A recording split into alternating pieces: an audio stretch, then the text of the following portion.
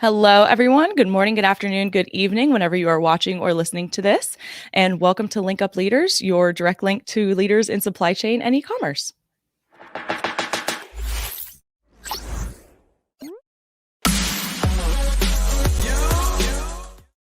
My name is Lisa Kinski. I'm your producer and co-host, and as always, joined by Francois Jeffrey. So, how are you doing today? Doing well, Lisa. How are you? Good. I feel like, is this the earliest one we've recorded yet? It's 9:30 Eastern time here. I think so. I know it's super late for our guest. Yes, it is. And he's so gracious to be joining us at that hour. Today, we have with us the Director of Customer Success at SellerApp, Nithin Mentreddy. Nithin, how are you doing today, dear? I'm doing great. Thank you. How are you guys doing? Doing well. And what time, I should know this since I talk to Ria all the time. What time of day is it where you are? It's like late afternoon? It's late evening. It's 7 p.m. 7 p.m. Oh, it's later Not than too I late, thought. but yeah. Well, thank you for joining us, hon. So why don't you give us just a little bit of background about yourself, how you came to be with the SellerApp team, what exactly you do there, just a little bit of background. Yeah, so I started off in a completely different domain. So I think you guys would probably be correlating with me because I started off in the supply chain industry. Been working for 4 years in the post-sourcing of new infra category. And then I had a stint with my own company. I started an export-import company of my own. Worked on that for 3 years and then wanted to take a break, help suppliers, and decided, I should probably just help those businesses because, I've been there, I've faced the struggles, and I know, and I can probably correlate with what the challenges are that everyday businesses face. And I got an opportunity with SellerApp, joined here, and it's been quite a roller coaster ride, if I can mention that. So it's been fantastic. During the COVID, we've been able to help a lot of sellers out there to scale their business. And quite an exciting journey so far. Awesome. And when you were doing supply chain, was that mostly from suppliers in India? So I was personally handling a couple of locations in India as well as handling the international fit-out requirements in UK, Middle East, and the Southeast Asian countries. Okay. And during that time, were you working with e-commerce sellers or were they more the brick and mortar style brands? So I was handling new infrastructure projects. So it was all buildings. Gotcha.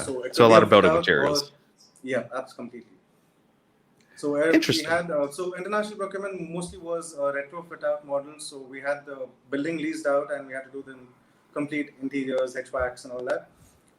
In the India procurement was from the designers till the washrooms, till the fit outs, everything, A to Z. It was a wholesome 360-degree experience with the company I was working at. Yeah, it sounds completely different from what SellerApp does. Yeah, completely different. Well, it's understanding supply chain. I'm sorry. Oh, no, go ahead. Yeah, I think it is more to with the fact that I had my own business, and that's where I kind of connected with SellerApp as well. And I was also in touch with a couple of sellers who were exporting from India and selling on Amazon. So that's one of the ways I got connected to SellerApp. And since I was already in touch with sellers, I kind of understood what the background is with selling on Amazon. I thought it would be a better fit and kind of a natural choice of transition career. Awesome. Very cool. And you guys definitely have a pretty cool team over there at SellerApp. Ria already jumped on and said good morning to everybody. Hi, Ria. So awesome. So SellerApp, you guys handle like advertising, ad campaigns, everything like that. Like, can you give us a little bit of a rundown of, we like to keep it as like non-promotional as possible, but what y'all do is kind of the topic of the discussion. So like, give us a little bit of an idea of what exactly SellerApp helps sellers do. And you guys handle Amazon specific, correct? Right. Okay. So we started off as a product. It's a SaaS platform where we try to create a unified platform for multiple pain points, right? Starting from your logistics to inventory management, product research, actually, starting off with product research and managing your inventory, running your campaigns, ads, listing optimization, so it's keyword research. All those features are there in the platform. Apart from that, we have this entire different range of services that we have to offer where we handle the advertising campaigns for the customers as well as the optimization, and we run multiple custom reports for our clients as well.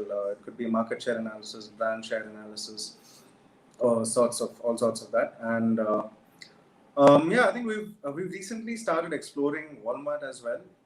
So we've started managing the managed services part of Walmart where we run the advertising for them, and we've launched our platform for multi-geo. So until March this year, it was only available for the US, the platform, and we just started opening up and launching features for all the other marketplaces. So we have keyword research and the Amazon advertising modules all ready for all the other marketplaces where Amazon is present right now.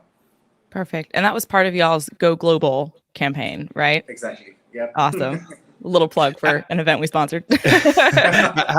How different is or how is it different than something like Jungle Scout or Viral Launch when it comes to research? So we focus more on the data itself. So, from the very beginning, the co-founders had one vision of sharing data. It's not just about data; it's about actionable data, right? It's about getting insights and on which you can take actions and you can make decisions to better your return on investment. And at the end of the day, it's all about ROI. So how much have you spent and how much returns are you making out of it? So and data is the way to go, because the alternative is a very tedious manual task of analyzing multiple pages on Amazon. Let's say you're doing product research. How do you do product research? It's a mammoth task of understanding what are the products available on Amazon, what is the features that are there in that, what's the voice of the customer in terms of are the customers really happy with the product? Are there any changes that the customers are looking forward to? Is there an opportunity for us to tweak those products, right? So those are things that really is not possible to do manually because it's quite extensive and it's quite time consuming. So where we've developed tools around all these challenges or all these issues that customers face. And it's not just product research, it could be with advertising as well, right? So we've always been focused on giving data that's accurate. So if we know for a fact that the data is not accurate, we remove that feature. For example, recently I spoke about how we launched our platform for multiple geos, right? We after the launch, we unfortunately realized that the data wasn't as accurate as we'd like it to be, and we've checked the data, we've cross-referenced it with some metrics that we have in place, and we realized that we weren't getting the accurate data, and we pulled down the product research feature for the Middle East. And that was something we were super excited about because we were one of the first companies to launch into the Middle East. Unfortunately, we had to remove the feature down because the data was not accurate enough. And we set our bars internally. It's not a comparison that we do. We internally set our bars and we try to reach those. And once we reach those is when we go live and we promote those features. So we know for a fact advertising module is something that is perfectly running and that's present for all the geos, right? So we stand apart that way in terms of the accuracy of the data, and we vouch for that. We've got almost 97% of accuracy data, and we keep continuously monitoring and checking if that data is relevant. Because depending on the trends and seasonalities, the metrics that we get the data and calculate, that whole metric kind of changes. So there's a frequent change. We keep going back and checking if those numbers are really what they are, and ensure that the customers at the end of the day get the data that is accurate. And that 97. Oh, go ahead. Go for it. Go for it. Sorry. We had the same question. Go for it. I don't think we did, but how is that 97% checked? What is that measured against? So that's a tech thing. Honestly, I'm not that strong in the tech, but we know for this. So what we do is we check. So we have a lot of, we work with almost 16,000 plus customers, right? We have that data in terms of the sales as well.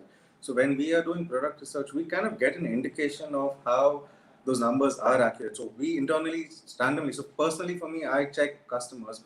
My team does, when they do the managed services, we check certain metrics to see if what the data shows on our platform, is it in comparison or is it in range with what the actual sales are. So that kind of gives us that's one line of manual check that we do. But internally, the tech team does something more obviously elaborate and more tech savvy that I'm a little not strong in. Don't even worry about it. Our tech team does things that just flies over my head. Sure. So I have no idea.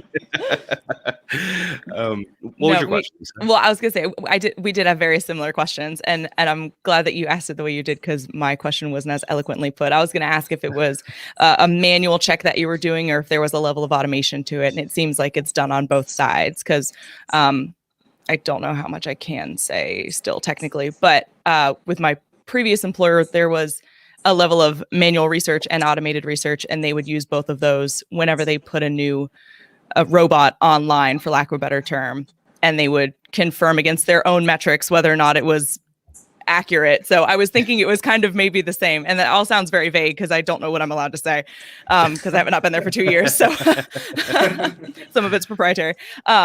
But no, awesome. So your PPC research and everything then. So what does it mean? And PPC, for folks who don't know, that means pay per click. Okay. And so how does that work differently? Like for like a PPC campaign on Amazon, how does that work differently than like a PPC on like Google? Because you can do PPC advertising anywhere, like Facebook ads and things like that. So how does that work through Amazon specifically? How is it different? So to start off, I think the best way to put it is you get a direct, how do you put it? A direct return on investment. You can directly convert, you can see the conversions in hard money, right? That's not something that you probably would see in Facebook or probably even in Google, because that's where you're advertising and pushing for your product to be just visible. But then in Amazon, every click you can correlate it with an order that you have got, right? So when you say you're spending like $10 on a particular keyword in Amazon, and you're getting one order out of it, you know that whatever the amount is, let's say you're selling a product for $50, that $50 you got it at a spend of $10, and that's hard cash in returns, right? Okay. So that's I think more exciting in terms of spending through an advertising model, because most of the times I could be horribly wrong. Probably the marketing gurus would probably kick me. But then, so marketing is more of a long-term thing, right? So in fact, I was just recently talking to my co-founder as well in terms of what are the marketing plans for SellerApp, right?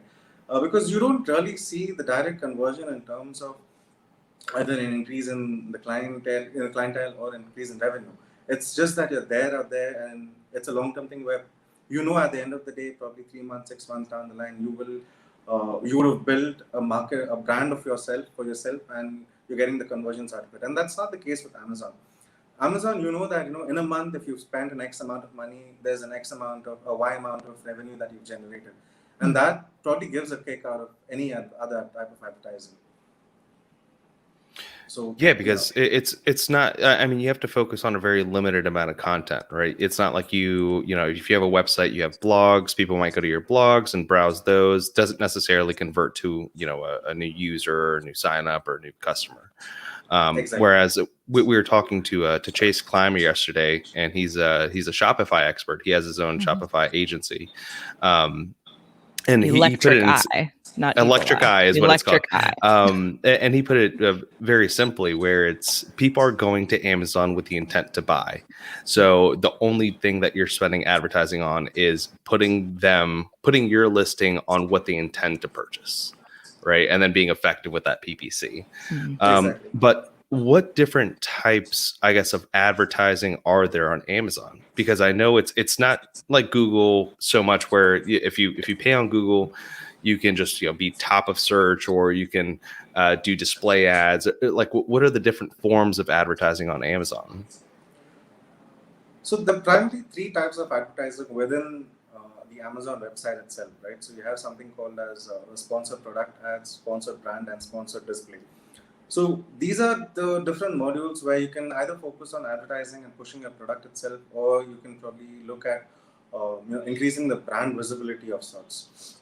So through sponsored products, you would have your products right at the top of the search page. I think that's something that everybody knows about, right? And then you have something called banner ads, or otherwise called sponsor brand ads, which is more inclined towards increasing the brand visibility and brand engagement of the customers with your storefront itself. So I'm sure a lot of our viewers and listeners would know that you can create these storefronts for your brand on Amazon. It's something like a website. It's something like a web page itself within the Amazon.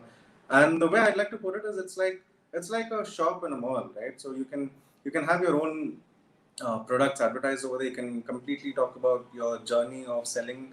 You can talk about your brand story itself, and have all those videos and different modules that you have within your storefront. So the brand ad will enable the customer to come and interact with your website, with your storefront, get to know your products, get to know your story, and then again, you can always track the conversion. Another thing is the display ads, which is more like a retargeting ad. So this is not, there are multiple ways you can advertise through display ads. So you can do retargeting of viewers who come to your product, customers who come to your product. You can also retarget customers who've gone to products that are similar to your category. And there are a lot of features and filtrations of sorts that you can segregate when you're creating the ad itself.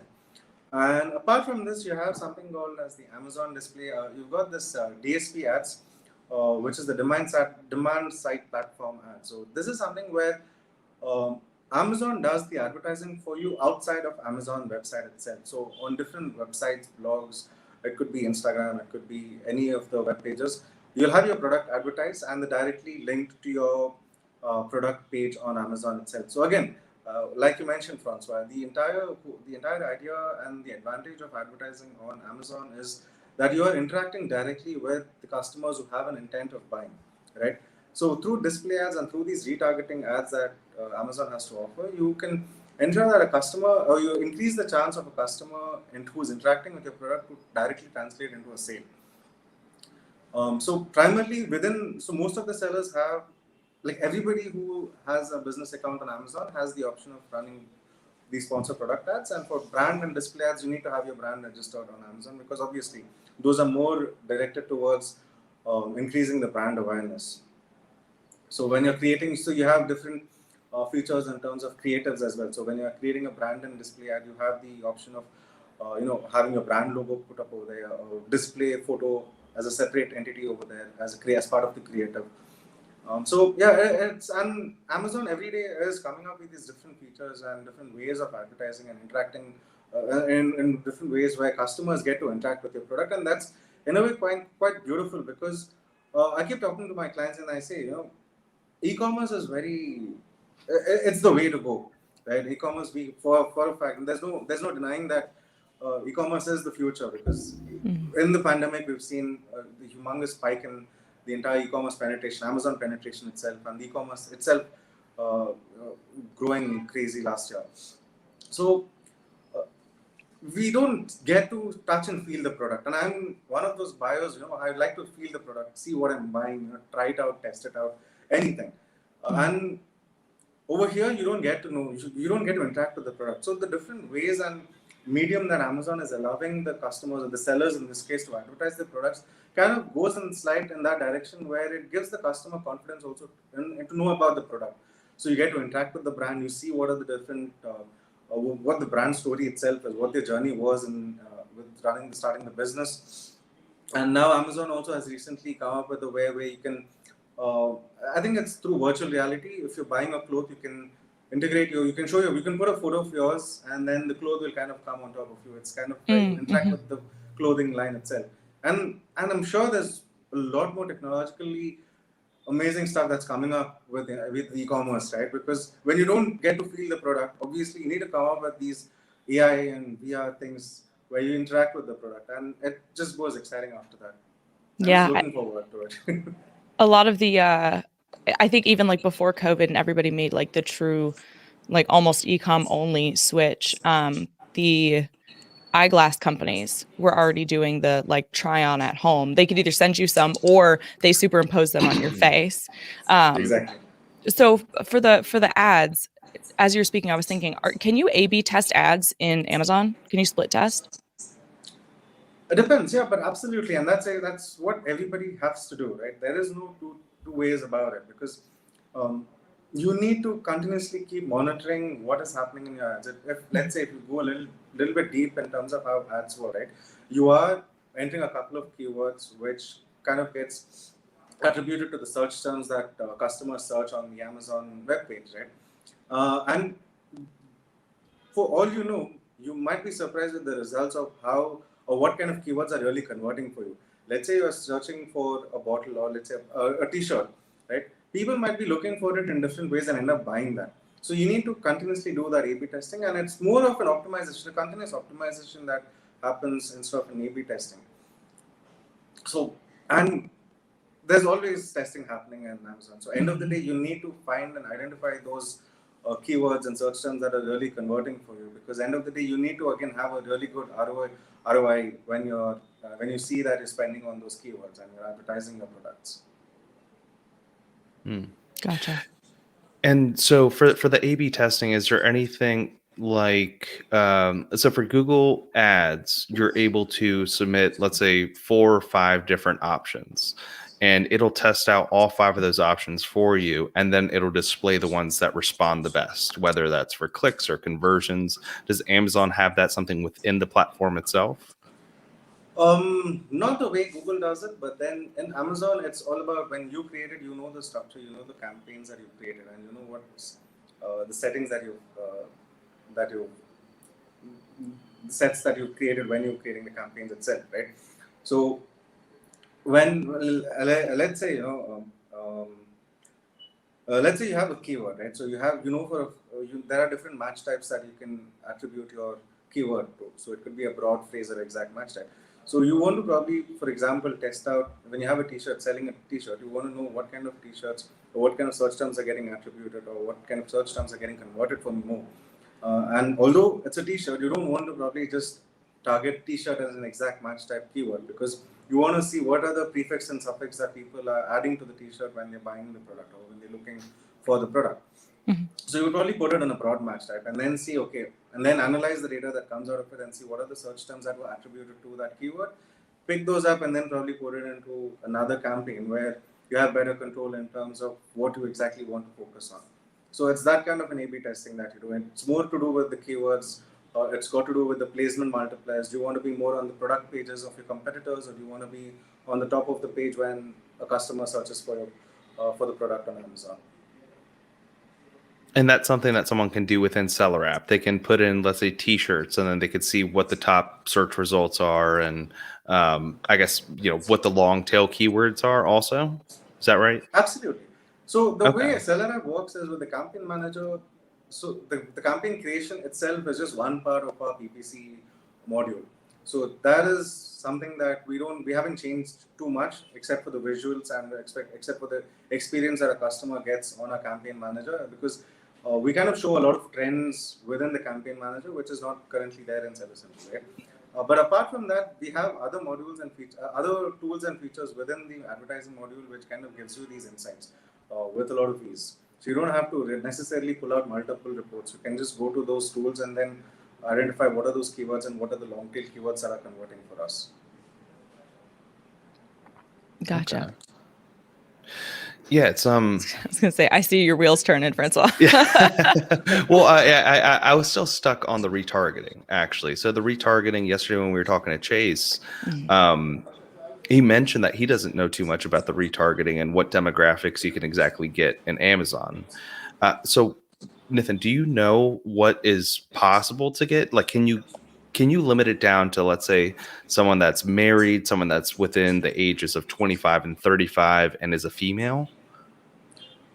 So with the advertising that is available within Seller Central, you cannot do that much. So what you Okay. can do is you can limit it to what kind of a category you want to target, or what kind of a price range of your competitors' products is it that you want to retarget. Stuff like that. If you want to retarget your a top seller or a medium seller over there, but not necessarily. You don't have control in terms of the demographics or a particular set age range of customers. And then can you in the DSP, you get that data, but you can't. I'm not sure if you have the control on specifically targeting that demography, because that's something you don't have control on the ad itself. It's Amazon running the ads for you, and you just get the reports out of it, and you get multiple data points like you're talking, right? What is the age range that's converting for you? From which location are these guys coming from and buying your product? But specifically retargeting those, I'm not sure if we have that control, because that's something that nobody handle. That's directly done by Amazon. I mean, it's a genius model by them. They keep it a black box. That way you just keep spending on advertising. You don't know who you're getting. You're just going to get someone and they'll convert. So you get the data, but you can't target them. That's the thing. Yeah. Yeah, and I guess that helps you get offline. It can help you go into like Shopify, for example, or other marketplaces, and they can use that data, which is nice. I didn't even know that you got that data. I don't think Chase knew that you got that data either. Yeah, well, he's a Sorry. Yeah, I was just we reading just got that a without comment the here. glasses. We've got a oh yeah. We've just got a fan of Nithin over here, ASJ Tech. So how much control then do sellers have over their retargeting? Like if there's a level of it that's like automated through a service like SellerApp, or like if Amazon kind of just either doesn't give you all the information or does what it kind of wants to do. I mean, So more than retargeting, right? I think we have a lot of control in terms of the keywords and who you want to really target in terms of. It's more to do with the customers, the way customers search for your product, and you can kind of tweak the way you can attribute those search terms to your campaigns itself. Because the way you structure your campaigns, the way you advertise your products through those campaigns, the control is more towards how customers search and what are the search terms that you want to be attributed to your product. So let's say you have a very niche product, right? You have a stainless water bottle, waterproof water bottle. That doesn't make sense, but yeah, let's just go with stainless water bottle, right? So you probably may not want to target a plastic water bottle. Someone searching for a plastic water bottle or an eco-friendly water bottle is something that you might be wanting to target, right? So you have a lot of control in terms of creating campaigns, probably an automatic campaign on Amazon itself, and let Amazon first mine the data for you and see what kind of keywords and search terms that people are using when they're searching for water bottle, and which is getting attributed to your product itself. And then you can look at the data, analyze the data, and pull out the relevant keywords or search terms that are converting for you, and that you feel is relevant, and you want to really advertise yourself over there. Alternatively, you can also you have the complete freedom of targeting your competitor product. So let's say you have category, you have subcategory, you have a subcategory within that subcategory in Amazon, right? So at the last subcategory, you can see what are the top 100 products that are ranking in that subcategory. You can choose to advertise your product under those products to increase the visibility, because obviously if they're in the top ranking in that subcategory, they are getting a lot of sales. So as an alternative, you can push your product and advertise your product under those listing pages on Amazon, where you get visibility. And then if your conversions happen, obviously, you get a better visibility, you get your ranking on Amazon increases, and overall that will help your organic ranking also to be going up. So when it comes to, you have a lot of control in terms of who you want to target in terms of keywords and products. Retargeting, yes, it's a little challenging in terms of advertising, because again, it's limited. There also it's limited to the category or the products or the keywords that you want to retarget. Okay, so It could be very broad with just the category, or specific to like a certain. Can you advertise specifically against certain competitors? Absolutely. You could. You can add that to your campaign. I did not know that. So I didn't either. I was just on Clubhouse the other day. Someone was mentioning that someone completely ripped off their product, and it was clearly a small seller that just took the product and sent it to the manufacturer, and they redesigned it, or reverse manufactured it. Should have directed them to Yael to get some help with that. Yeah. Well, what they were saying was, and I didn't even know this was possible, but in the long form, they were basically saying that you could retarget them. So you can take a listing and you can actually say, hey, on this listing, I want to show my banner ad. Is that right?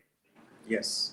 So I think I just want to clarify. So you were talking about somebody on,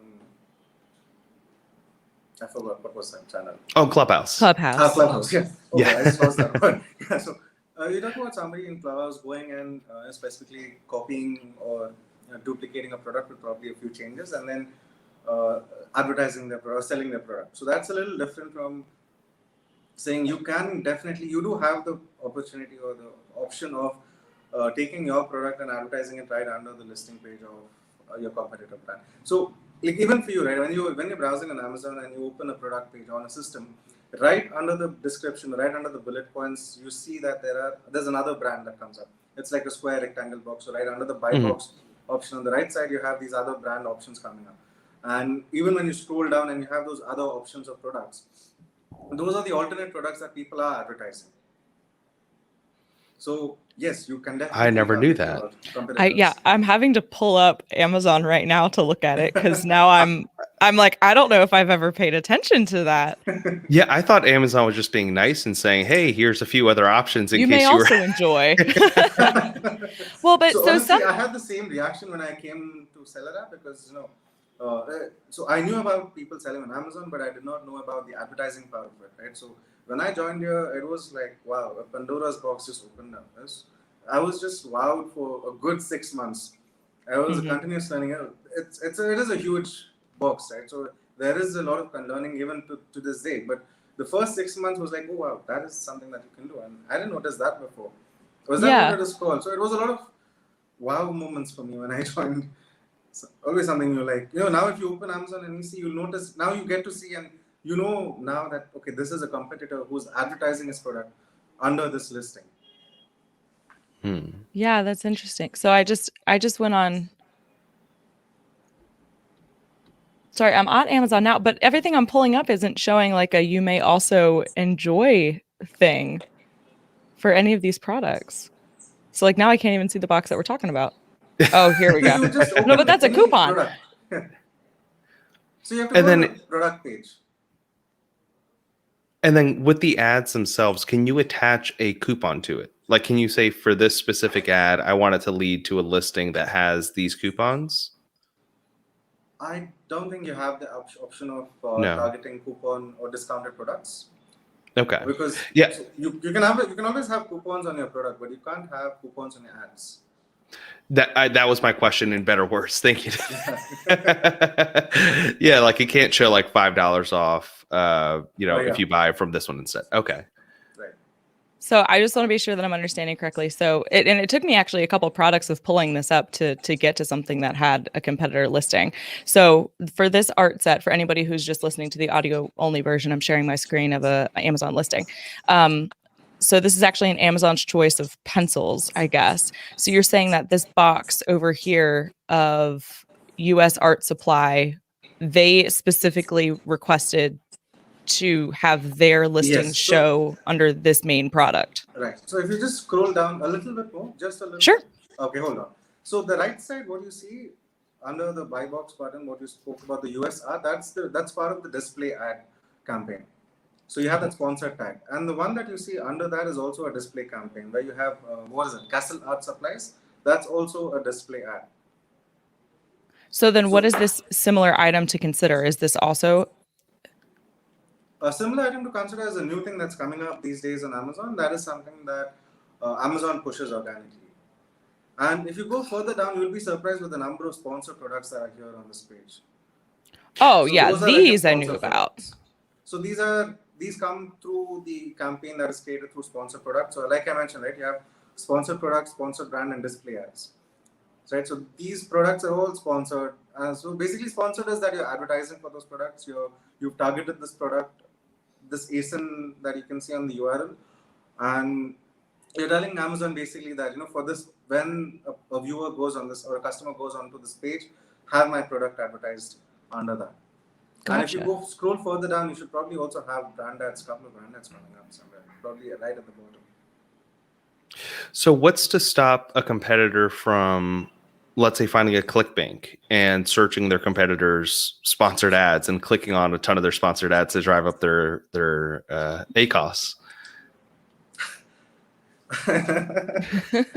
So Amazon does have a couple of checks on that, right? So there is something called a session. They track the sessions of a particular user. So yes, you can end up having unnecessary clicks. A competitor can do that on products that are being advertised underneath. But I'm sure it's not something that it's like they click it for 100 times. It doesn't mean that 100 clicks are attributed and a customer does not have to pay for 100 clicks. Like a seller doesn't have to really spend for 100 clicks. That would just increase the challenge for us. It's for anybody, for Amazon itself, right? And there's nothing you can do about it from running the ad perspective, right? That is a check that Amazon has already taken care of. Gotcha. Yeah, I mean that. So the way it works, right? Let's say, and there's something called an attribution. There are two ways of looking at attribution, right? So Amazon has got something called what it calls attributed sales. So let's say a customer goes and clicks on a sponsored product ad today, and for some reason he's not made up his mind to buy the product today, and then just leaves it and forgets about it. Come weekend, he has the time, opens the laptop, opens the phone, browses it, and then ends up buying that product. on that particular day, probably 4 days down the line. So that particular order is attributed to the click that he clicked 4 days back. So Okay. the So you seller don't does pay not twice for necessarily that. have to pay, does not charge twice for that click. So that Okay. for the particular user, 4 days, the sale that the purchase that he did 4 days later is attributed to the click that he to the ad that he clicked 4 days back.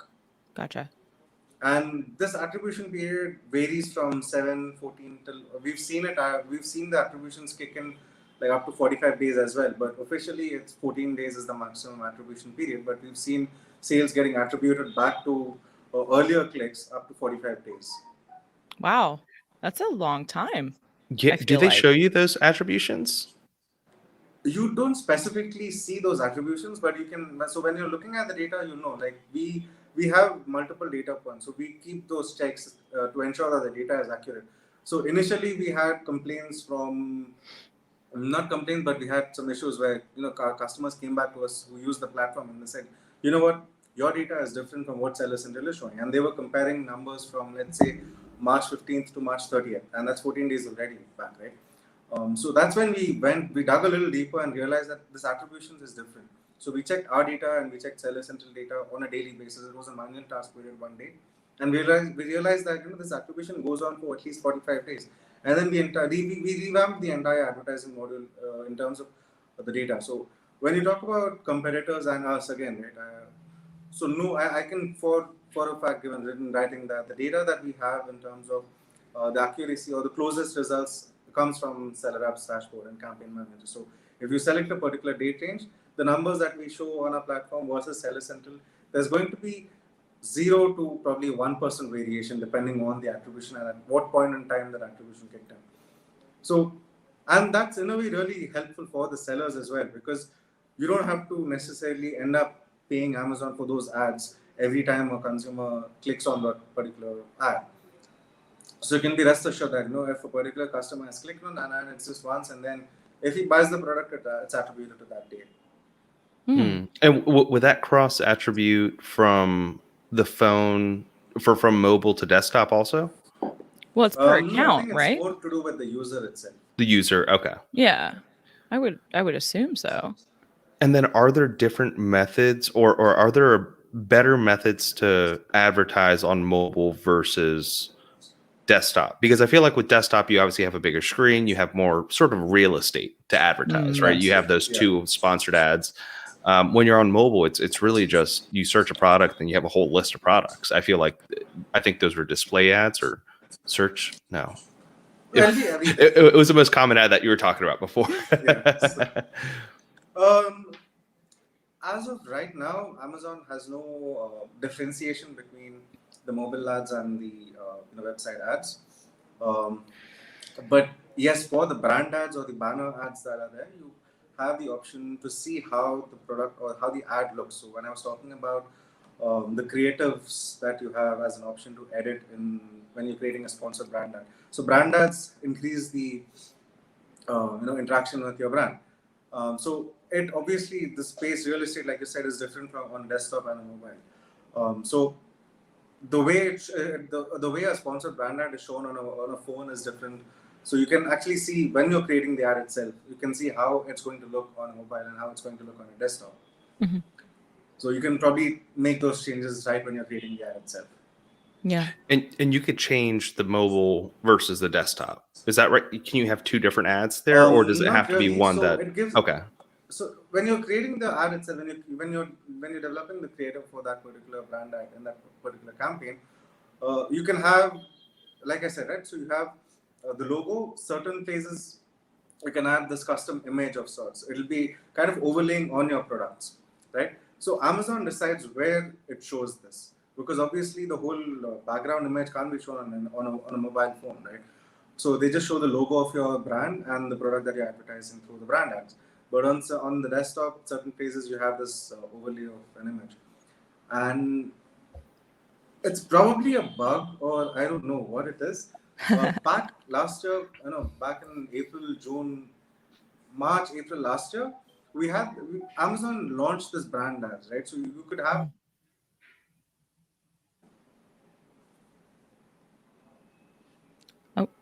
Are you there, Lisa? I'm here. Are you here? Okay. Yeah. think All right. maybe. We got There it back. you are. Welcome back. Right. So I was talking about how last year when Amazon, are you guys The still bug. there? I think there's. Yeah. Yes. We hear you. We can hear you. I think there was maybe a break in the internet connection. So let's give it a second to catch up. And for anybody who's listening or watching live or even after the fact, please send us your questions for Nithin. Even if you have them way later on, we'll be sure to get them over to him and have him answer. We can either send you an email or tag him in the post. But definitely ask us any of your questions that you have. This is the hot topic. This is the sexy stuff. It's PPC, guys. Come on. Sorry, I think I'm back again. Wonderful. So I was talking Okay. about last year how through the banner ads, right? We saw a lot of these custom images that was overlaid on top of the products, and that was something we saw only for a week. After that, it was taken down. I don't know if it was taken down. We tried to reach out to Amazon, but they say that the feature is still there, but we don't get to see those ads as frequently as we used to see, and that was for like a good 1 to 2 weeks. That's about it. But we know for a fact that you have an option of completely customizing the way your banner ad is shown, especially on the desktop. And it's pretty cool to see that, because you have your brand and then you have this fancy photograph of anything that's relevant to your product. Mm-hmm. So yeah. I was gonna say, so now I'm gonna ask the it depends questions, I think, of when should a seller start using PPC ads and how much should they invest? I feel like that's the one where it's like, well, it depends. But everybody seems like if you go through the Facebook groups, it's like spend, I don't know, X amount of money. It's like that might not be true for everybody. So like in your opinion, when should they start and how much should they spend? So when should they start is definitely from day one. Okay. Because it's kind of like a chicken and egg situation, which came first kind of a thing. So when you launch a new product on Amazon, there's this thing called buy box. It's the buy button when you're buying a product. So that's called a buy box in Seller Central. That's the Amazon page for sellers, right? So you don't get that unless you have a good momentum of sales, and there are multiple factors that get attributed to how and when you get the buy box. So it could be on-time delivery, it could be the number of ratings and reviews you're getting and all that. So multiple things, but primarily it's sales and your price of the product, right? And when you're launching a product, you're not automatically there in the first page when someone is searching for your product. So how do you get sales, right? So until you get sales, you don't get the buy box. Until you get the buy box, you don't get sales. So what we suggest is, we need to advertise a product so that it is there right at the top of the page. When someone is advertising, and you try to ensure that the product is there right at the top of the search page, and hopefully when you're getting the buy box, people click on that and then it converts to a sale. So the whole thing is, Amazon, I think from Amazon's point of view, right, they are really focused on making it a seamless experience for consumers to buy products. They don't want the customer to search hours together for a product that they want to buy. They want to ensure that when someone searches for something, they get their product right at the first, and they don't spend much time. They just search, look at the product, buy the product, and they get the money, right? So that's the idea. So for Amazon, they want to create a really good relevancy. They need to be sure that your product is absolutely relevant to the customer searching for something, right? So that is the idea behind that. So it is important that you target the specific keywords that is absolutely relevant to your product and build that relevancy over a period of time. And in terms of how much to spend, I think that is absolutely dependent on, like you mentioned, right? It depends on the customer, on the seller itself. But I think it's a good idea to start off with at least $30 to $50 a day, bare minimum, because ideally you should have your ad running throughout the day, right? And then analyze that trend. At least you should never run out of budget for your campaign in the first half of the day. You need to ensure that for the first 2 to 3 weeks, keep increasing the budget, keep monitoring your campaign budget, and ensure that you have enough sufficient budget to run your ads throughout the day. After 2 to 3 weeks, you analyze the data, see what time of the day you're getting more sales, and then probably optimize the campaigns to focus on having the budget active during the period of day where you have high sales, right? But then initially, I think the idea is to ensure that your campaigns are active throughout the day. So if you're able to run the campaigns throughout the day with $10, so be it. But if you say there's a lot of traction that you're already getting from the day you create your campaign, and you need to spend $100 per day, yes, increase it to $100. But for a good 2 to 3 weeks, ensure that the campaigns are live and active for the full day. And after that, you can obviously go and optimize it depending on the time of the day that you're getting maximum sales. Awesome. And so is this, I hear it a lot. Is the honeymoon phase real? Is that a real thing that Amazon does? I've been seeing that a lot. I personally haven't seen that with customers. So I've worked with a lot of customers. For me, customers are the sellers, right? My clients are my sellers, who are sellers on Amazon. So it's never an easy thing. I've never seen any seller have it easy where they get a week or a month free sales, right? It doesn't work that way. But then, yeah, when you are a new seller, when you first start off Amazon does give you some credits and to offset your ad spend. But honeymoon period, probably not. Can we get a definition of what honeymoon period is for listeners and also me? I've seen it like in the Facebook groups, people asking about it, and I'm like, is it just like this? What is it? My understanding of honeymoon period is where they don't have Amazon pushes your product right in the first page, where there's maximum visibility, where there's maximum conversion, right? So I think it goes back to saying that viewers have the attention span of people on any website is reduced. So when you're searching for a product, you don't go to the second page as often as probably we used to earlier. So you don't go to the third page. First page, you see the top products. If you like it, you buy it, you look at the product, else you change the way you look for the product, right? So the sweet spot is always to be in the top 4 slots of the sponsored ads when you're advertising. And I have not come across any customer who's been at the top of the page very easily. It all goes to how much you bid for those keywords and how well you're targeting your how you're targeting your product. Gotcha. I have, as a consumer, I have seen non-sponsored listings at the top of the search page with 0 reviews. It's clearly a new listing. And so that's what convinced me that possibly this honeymoon period that a lot of people are saying is a period of 2 weeks. That's just the rumor that's going around. No one has ever confirmed this. But that's what made me think personally as a consumer, again, that is real, that Amazon is pushing some of these things. But I mean, with all rumors, they're all opinions, right? Yeah. But you can't really go by ratings, right, Francois? Because it's more to do with the sales. The way you come to the top of the page is through sales. And there are probably some black hat techniques where people do get a lot of sales. We've seen this happen, like you mentioned, right? There's a region of people who come onto the US marketplace and then start selling products, and it's like a target. They have like an X amount of inventory. They just come there, use some black hat techniques to disrupt the entire category itself. But not necessarily. I have not seen it with genuine sellers, and I have worked with both large scale sellers as well as people who've just launched their product. And it's always been a struggle to be right there. And it's more to do with sales. So for you to be on the top of the page, it's basically you're telling Amazon that my product is relevant to this consumer. That happens when you get sales. Gotcha. And then can you do negative keywords? That was another question I had earlier. You could. Absolutely. Okay, so you could say like. So when you're talking about optimizing the campaigns, right? When you have, you see what kind of search terms you're getting. So when I give you the example of a water bottle, you're selling a stainless steel water bottle. You don't want to be advertised for a plastic water bottle. Right. So you can take the plastic water bottle as a keyword and mark it as a negative keyword, and Amazon will not advertise your product for that. Okay. Yeah, and just to play some devil's advocate, because we did have Chase and he was talking a lot about SEO and content yesterday.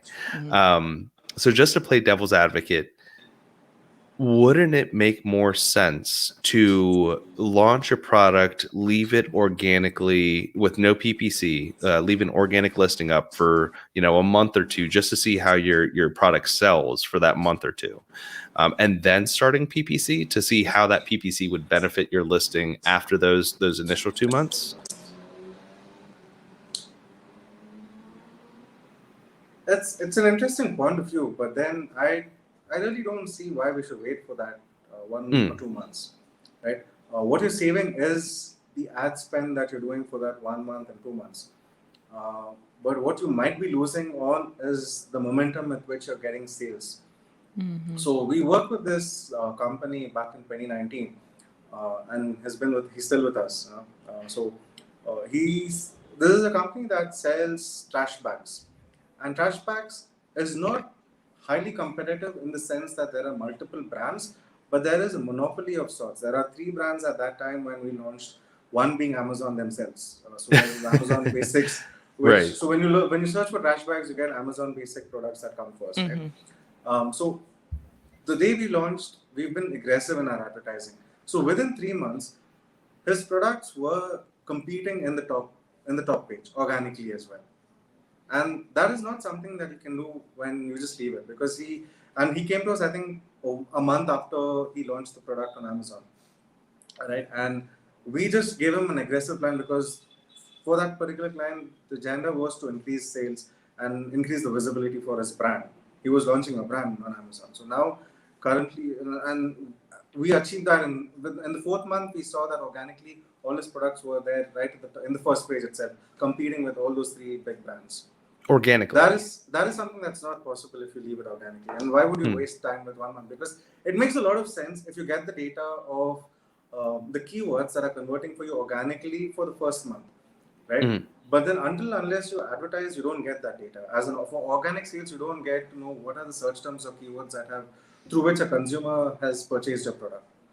It would make a lot of sense if we get that data, where Amazon tells you, okay, these are the keywords that converted for you through advertisements, and these are the keywords that have converted for you organically. If we have that data with us, yes, it makes a lot of sense to wait for that period of time and then focus on only targeting specific keywords. Well, and then it would make more sense to use the ad spend early on to get the product moving, because if you doesn't affect your IPI anyway. Like the difference between like Shopify and Amazon is you don't have to worry about like the FBA, like the fulfillment by Amazon or the inventory performance index score. So that sounds like that would maybe be another reason to not just do the wait period. But I get what Chase was saying 100%. But I think Amazon strong arms you into doing that. No, it does make sense, absolutely. The IPI score is one more thing, right? So that's another whole thing. So there are so many metrics that needs to be tracked from a seller's perspective. You have to be concerned about the negative ratings and reviews that you get. You have to keep an eye out on the reviews, right? You have to look at the delivery times. You have to look at if you're doing FBA, you can't just overstock your product in Amazon's warehouses. And if it doesn't have a good sales momentum, you might end up getting charged long-term storage fees if the product stays for a certain period of time. So all those metrics you need to keep in mind, and then take the right decision and decide on when you want to advertise. Yeah.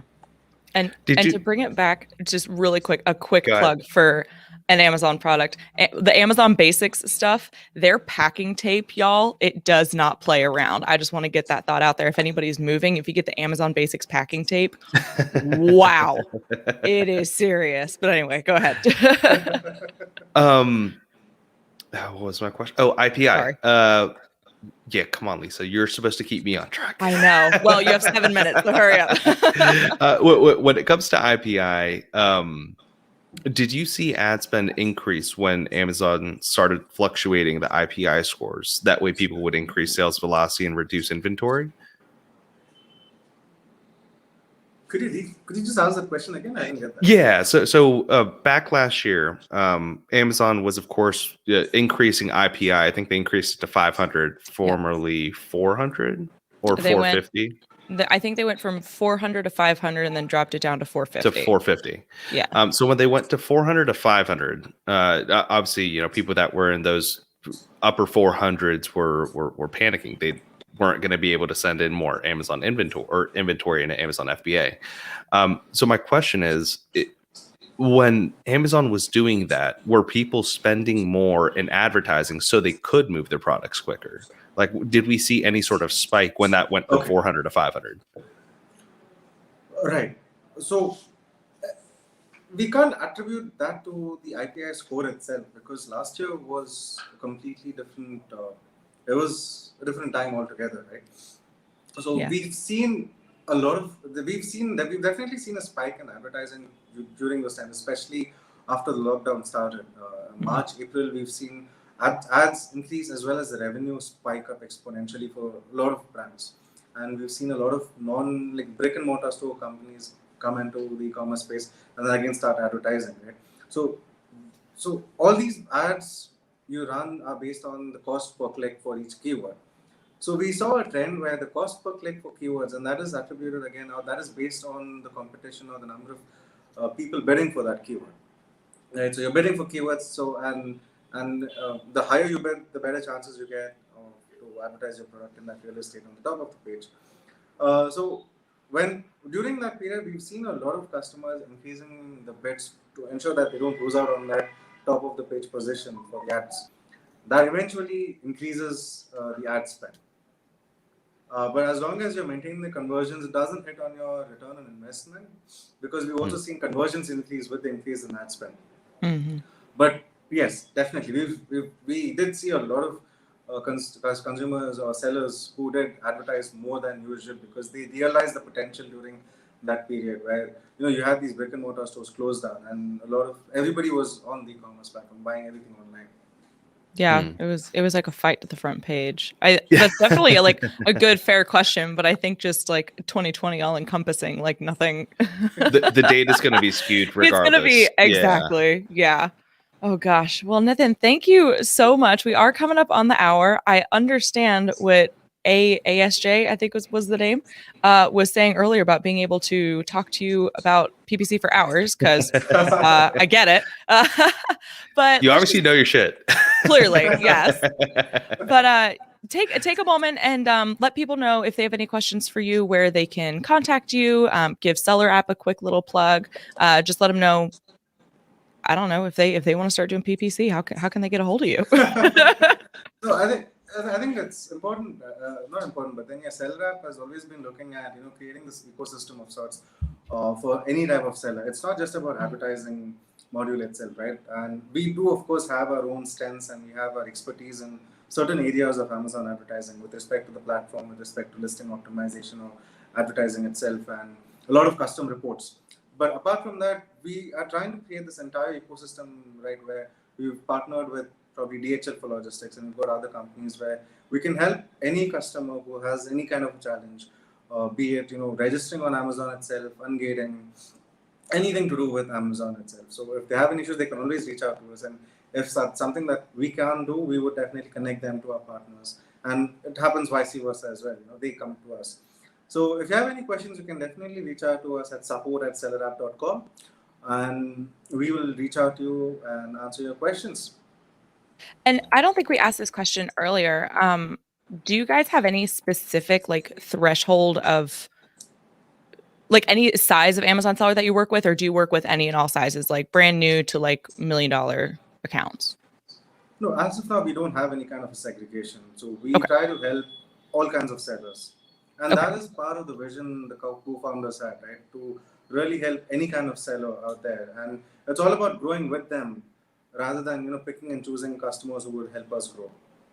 It's about we growing with our customers. In this case, sellers. Gotcha. I love that. Yeah, definitely. Perfect. Well, Nithin, thank you so much for taking the time to share your knowledge and insights with us. We really appreciate it, dear. It's just been an absolute joy to have you on the show. It was great over here as well. Thank you so much, Lisa. Thank you. Thank you. And for everybody watching and listening, we will be back next week with 5 episodes. We have an episode every day of the work week next week. So we look forward to talking to everybody then. But thank y'all so much for tuning in, and have a great rest of your day. Thank you, guys.